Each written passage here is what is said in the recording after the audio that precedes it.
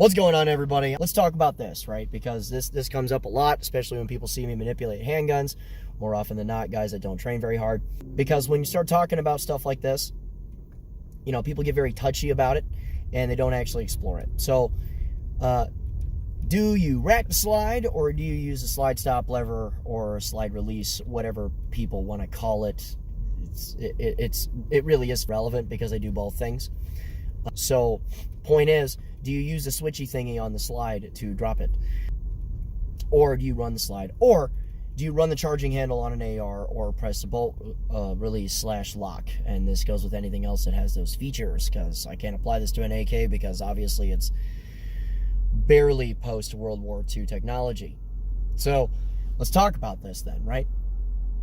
Now, I used to be the person that actually ran slides on Glocks. If you go back in my videos and that kind of stuff, you would see me advocating it, and you would also see me jacking slides on Glocks over and over.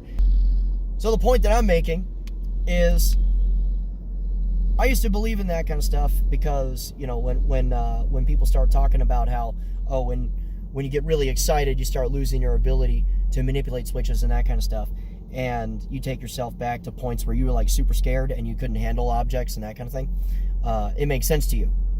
But over time, I've figured out a couple of things because I've continued to study and grow and evolve and that kind of stuff, and I've gotten better and better and better as time goes on. And what's wild about that is people slip off of slides too when they jack them, right? People miss ping pong paddles on ARs. They also slip off of charging handles on ARs too. So what does this mean? What this means is, if you're not proficient, you're not proficient. So if you're not doing one of those things, if you slip off of that charging handle or slide, or if you're missing that ping pong paddle or that slide lock lever, although that's very difficult to do. It's very, very difficult to miss a slide lock lever because it's like literally on your thumb. But point is, though, is, well, if you're not proficient, you're not proficient. You need to train, and you need to work on that thing, and you need to be proficient, because guys that shoot dudes have done this for a long time. Now, the theology on this is that when you get excited, when you got adrenaline coursing through your body and that kind of stuff, what happens is you lose your ability to work your fine motor skills. And how this is often described, to a point fairly inaccurately, is it's single-digit manipulations on single switches, oftentimes referred to as small switches. Now, here's the deal.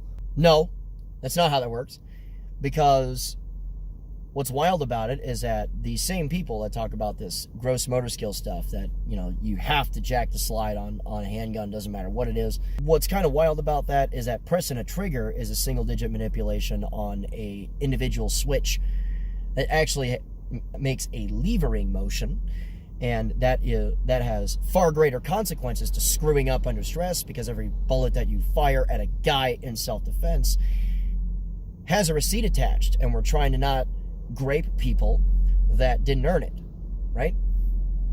So if we can do that under stress, why can't I press down on a thing?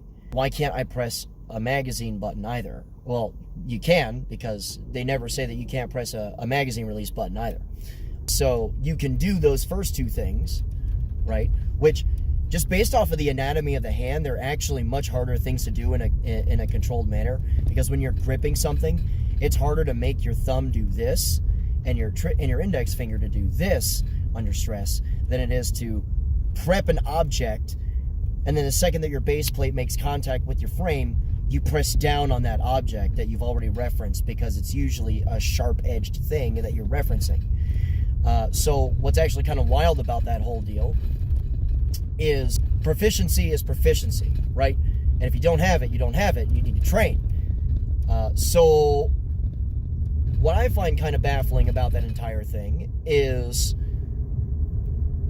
when you're inserting a magazine into a handgun, right, and you have that thing prepped, because it's that sharp-edged thing that you have prepped, and you're just sitting it there. You're not pressing on anything. You're just sitting it there. You have the reference. You know what it feels like. It's there. All you really have to do is condition yourself to do two deliberate actions. It is quite literally a impact drop. Okay? What we're not trying to do is make it instantaneous or happen at the same time, although they're very close to the same time. We're not trying to make them happen at the same time, because that's when you get proficiency issues and you outrun your slide lock lever thumb with your base plate. So you drop the slide before you intended to, and then you create a problem you were never trying to deal with in the first place, because now you got to come over the top and jack the slide. There it is, right? Or I've seen it under something as simple as a timer, never mind dude being actually scared, or in a force-on-force scenario where dude's trying to mind the fact that he's on a two-way range now, and people slip off of slides. I've slipped off of slides before. If it's hot enough, if I'm absolutely smothered in wetness, whether it be sweat or wet falling from the sky, I've slipped off of slides too, right? It's happened before, because it's two different motions. Because here's the other thing, when they talk about the gross motor skill thing, they say, well, that's how you fix problems on a handgun anyway. Actually, no, because they are two totally different feels. A pistol slide in battery is totally different as far as feel and force required than it is for a pistol slide in slide lock, because all you're trying to do is unlock the slide and let go, and you're pulling back on the slide just enough to where that son of a bitch lets go, and then you let go of the slide. And if you're on any kind of two-way range, whether it's life-threatening or not, guys are going to try to get that slide to go home as fast as possible. And what happens is, if they don't grip those serrations correctly, and they're trying to get the slide to go home as quickly as possible, right? And again, this is a proficiency thing, right? They won't pull back, or they won't grip hard enough to get the slide to unlock and then let go, right? So there's issues that you can have with regards to that as well. And the funny thing is that guys that are too used to slide lock reloads, because I've done this and I've watched people do this, is if they have any sort of stoppage on their handgun, right? Let's just pick failure to fire as one, right? If they're too used to doing slide lock reloads like that, they'll go into that motion with the same amount of pressure that they would for a slide lock reload and slip off of that slide too, because it takes comparatively significantly more force to jack the slide on that frame. But here's the thing. Fixing a problem is different from normal operation of the handgun. Okay? Normal operation of the handgun.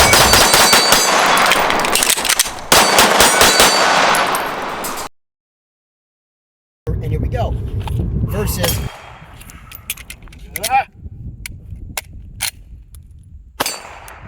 that was pretty butt. And then we go back to work. They're two separate actions, and even if you're doing this for the reload or to fix a problem, they're still two totally different tactile feeling things. Okay? Now, two very well-versed practitioners of either method, they're not going to be too terribly different as far as how far away they are apart from each other. However, one is just more efficient. There's less hand movement, there's less wasted movement in general, because doing this is less efficient than having to simply press down on an object after you've inserted that magazine.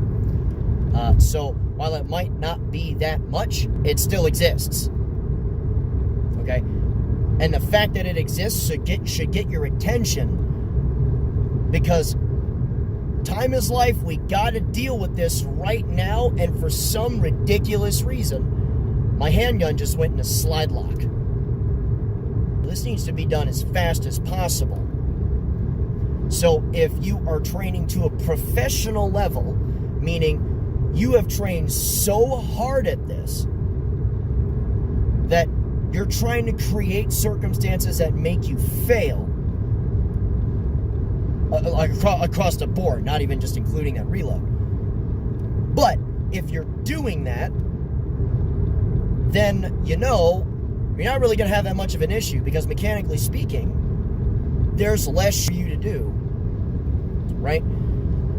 So there's all that. And what's wild about the handgun too is that, again, this is a fine motor skill, and it's a levering motion that still has to travel as straight to the rear as possible, because the bullets are only going to go where the sights are, right?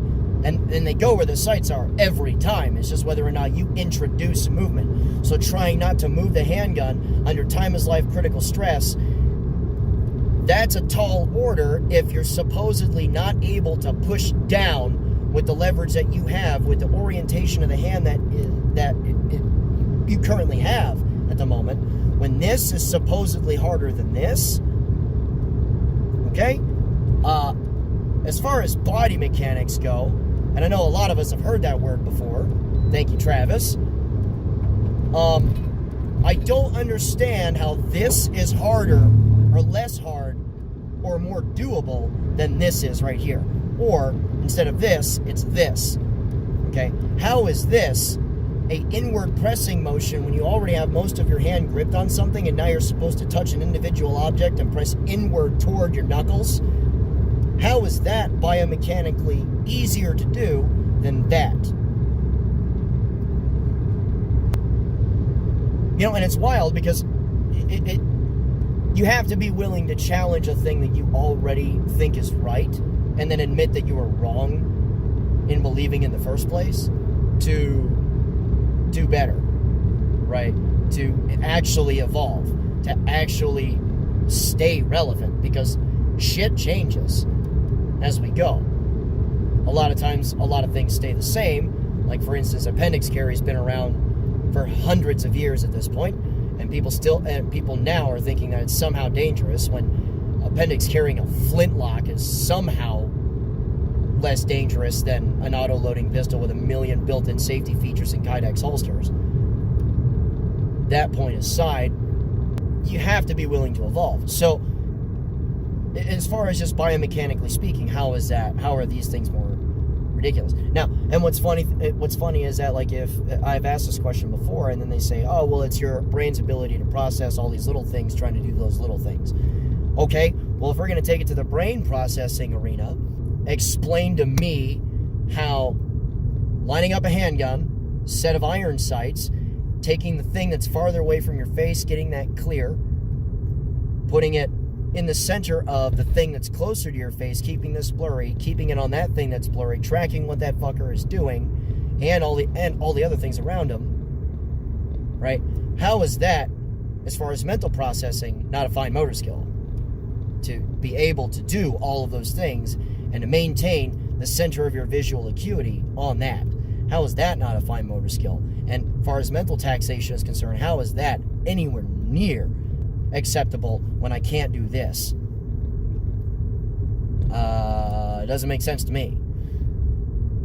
Which, I mean, if you could just focus on the bad guy area and then throw a red dot up, you know, I mean, that would be a whole lot simpler, but whatever, you know, moving that along. Because it was kind of wild to me, right? So now let's talk about rifles for a second. First and foremost, I used to exclusively run the charging handles on my ARs, like, all the time. And you want to know something wild? When you go to yank on that charging handle, right, what you do is that you take the charging handle and when you pull on it on one side, it turns the whole thing, right? So it wears on one particular side of that charging handle far more than the other. And if you train your ass off, and I do, what you're going to eventually do is one of two things, or both. The roll pins holding together the latches on that bastard, especially if you're not using a GI charging handle, because why the hell would you? But eventually the roll pins holding that son of a bitch together are going to try to walk. Like, for instance, on a Raptor, they're going to try to walk because you're introducing so much movement so consistently that it can't help but move. It's not designed to constantly move like that. It's also not designed to constantly do this over and over again. That's not part of the standard operating procedure on that rifle. The second thing that can or will happen if you continue at this is you're going to figure out that the charging handle on an AR really isn't your friend unless you're fixing a real problem, like trying to lock the action in the rear or something like that, because eventually you'll bend one or two. Ask me how I know. You know, and that's really, when you bend one of those things, a critical component like that in your rifle, you brick it now, right? Like, this thing is not usable anymore. Like, it's bent. If you half L-shape that bastard, that rifle will not work anymore because the metal thing is not just going to slinky its way back into place. It's not going to do that, okay? So, sorry if I could cause a critical failure of the rifle just trying to get it started up. That sends alarm bells into my head, right? Now, pressing a ping pong paddle, yeah, I've missed it before. Everybody misses it when they're not good. That really is it. When they're not good, they miss. That's just how it goes, okay? And anytime I've worn gloves, which is quite often with rifle, it about never happens. It's so rare that I miss that ping pong paddle. It better be in the pitch dark. I have no lights, which really shouldn't be happening at all, for the most part. Pitch dark, I have no lights, and I am in the goofiest position on the planet. And you know that you're really starting to get pretty good at it too when you can do the crap under night vision, right? Because you're focused over, like, your nod focus is over there. It's not right in here. So if you can just bap and you're good, it's really not all that hard. And the funny thing is too, is that, like, when guys go into that, again, it's a body mechanics issue. When they come in, a lot of times they stay in that beer can grip, when as you approach that magazine well, you should probably flare out that thumb so that you can insert the magazine like so, right? Because you're still using your whole goddamn hand. And when you get that insert, your thumb is literally ready to go. It's got to move about this far and then you can press. It's pretty simple, and it's pretty hard to screw up. Also, the next thing that you got to look into is, of all the things that I've heard as far as the teething trouble with ARs and guys that had big problems with them and that kind of stuff for this, that, and the other, like when, you know, special operations teams and that kind of stuff were trying to turn the original M4 into a squad automatic rifle, and it wasn't made for that, and they were blowing shit up. And, you know, before the M4A1 days or the SOP-MOD program and all that, right? Of all the problems I've ever heard reported by troops in the field, reports that were written up by guys, even people trying to kill the program entirely when it was first being made, you want to know what was never complained about, ever, on the M16 M4 program? Guys missing the ping pong paddle, okay? And a lot of people watching this are likely better gun handlers than a lot of those troops back then and now. Yeah, obviously, there's going to be disparities in there because we got a lot of special operations dudes right now. They've existed prior, good gun handlers, whatever. You get my point, though. I train up a lot of guys from a lot of different professions, guys that have never suited up a uniform in their lives, and the dude is like a dentist, and he's slaying dragons all day. So, that 18-year-old kid that's dumber than a shovel in some unit somewhere, if he can hit that ping pong paddle pretty consistently, I don't think it's a problem. When jacking the charging handle all the time, it can be. Now, a problem that I hear people say all the time is, well, this has happened a million times where I go to insert a magazine, then I press the ping pong paddle and it won't strip that fresh magazine. Doesn't matter how clean the first round off that magazine. I don't care how clean my rifle was, and blah, blah, blah. See, this is another proficiency issue, because especially if they're used, really used, if you're loading GI mags or P mags or whatever until they stop and you literally can't push down anymore with new rounds into that magazine's overloaded, okay?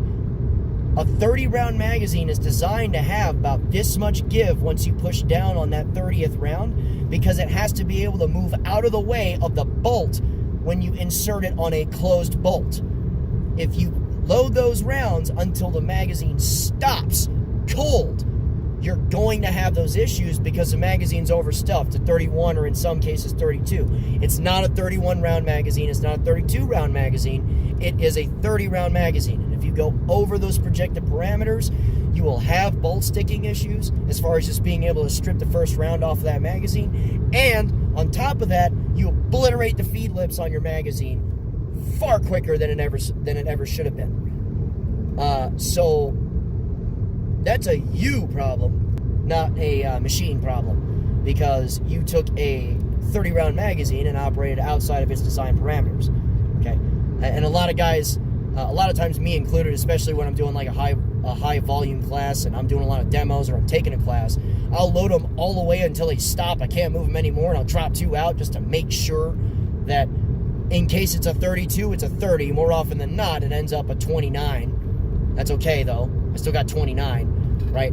But I make sure that my rifle's going to properly function in both of those categories, right? And I'm not obliterating the feed lips on my magazines over and over. So there you go.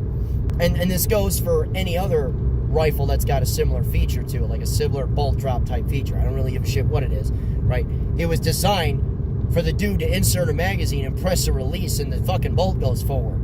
If you start operating outside those design parameters, most of the time, especially on a lot of modern firearms now, the charging handle exists to fix problems. It doesn't exist to operate the firearm, right? In its normal capacity. Like if it's a SCAR, or if it's, good lord, any other, like pretty much any modified G36 action, or really AR-180 action. Like a SCAR, an ACR, a Tavor, a fucking M4, anything that's got that insert drop type system to it is not designed to be specifically reliant on that charging handle.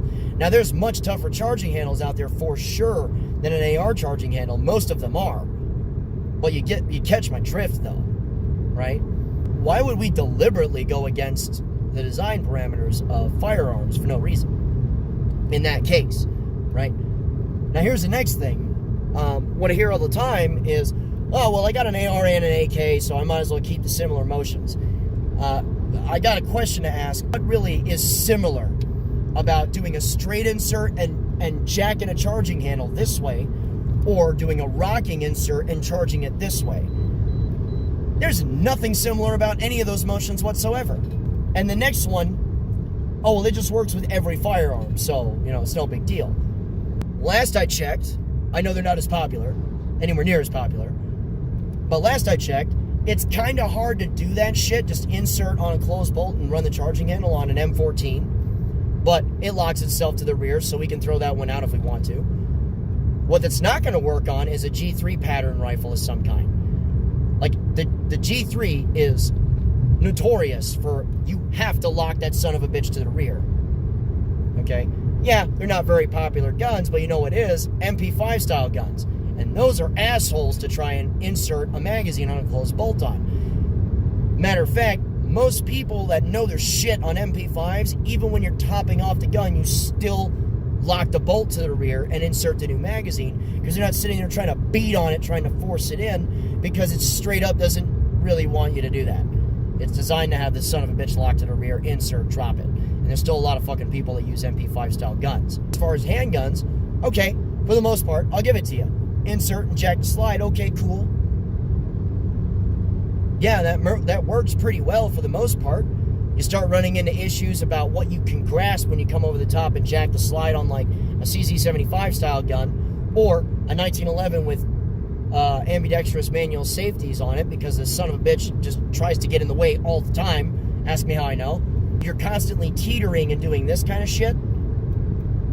And really, with a CZ75 style gun, it's meant to do a slingshot. I mean, honestly, if you got a CZ75 style gun and you're doing this, okay, try jacking the slide like this and then try to slingshot it, and you'll lose skin off your fingers. I guarantee it, especially if you've been rained on all day. There's a lot of DNA that I've got in an SP01 tactical someplace.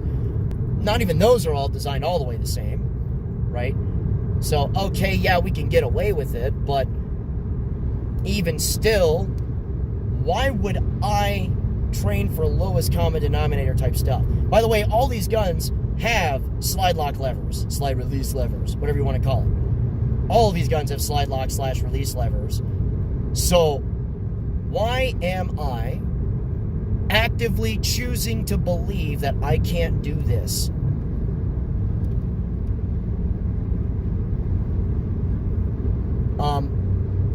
I'm not going to tell people that they can't do this, right? Because I'm not going to automatically assume my students' end capabilities. Okay? Like, I'm sorry. There's a lot of dudes that have shot a lot of fucking people in the modern era that use modern techniques. Okay, they're living proof that this shit actually does kind of work. Okay, there's a lot of cops that are not very well trained that do this shit, and they've survived their gunfights. It's not an impossible task, I'm sorry. So, that and just telling me you're gonna miss. How? It's right there. Whatever. Point is, though, it's really not a big deal. Right? Now, I know I've sat here and beat the shit out of this over and over and over again. What I am going to tell you at the end of all this is master what you like, be adept at everything else. Just because you don't like jacking the slide on a handgun doesn't mean that you're not going to have a slide go home on an empty follower or on a follower only. When you start using handguns a lot or rifles a lot, the springs start wearing. So you need to be adept at everything, but you must master what you like. And the thing that you master, don't get it twisted. The thing that you master, you have to justify in your own mind. And you have to think critically about it. Okay? I went through a particular journey, and this is where I've arrived. Okay? At the moment. It could change. I don't think so in this particular case, but this is where I've arrived, and I started in the other camp. Okay? So you have to be able to think critically, and you have to be able to analyze what it is that you're doing. Is what it is you're doing actually good to go? Right? Because if you practice this to a level to where, like, a Brazilian Jiu-Jitsu practitioner is trying to get that multi-level black belt, if you're trying to better yourself in that capacity, you need to constantly evaluate whether or not what you're doing is actually good to go. Because if you're practicing at that level, if you're training at that level, good enough is never good to go. Okay? You need to basically hate yourself into success, because nothing is good enough. So, I've been going on for about 29 minutes now. So, I'm going to bookend this here. If you want to come train with us, absolutely. Link for the website is in the description below. Same thing for the Facebook page and all that other shit. You know, I'm just going to leave it there because I think I've covered it. So, that said, guys, remember, a regular guy's firearm is the last defense against tyranny. Be easy.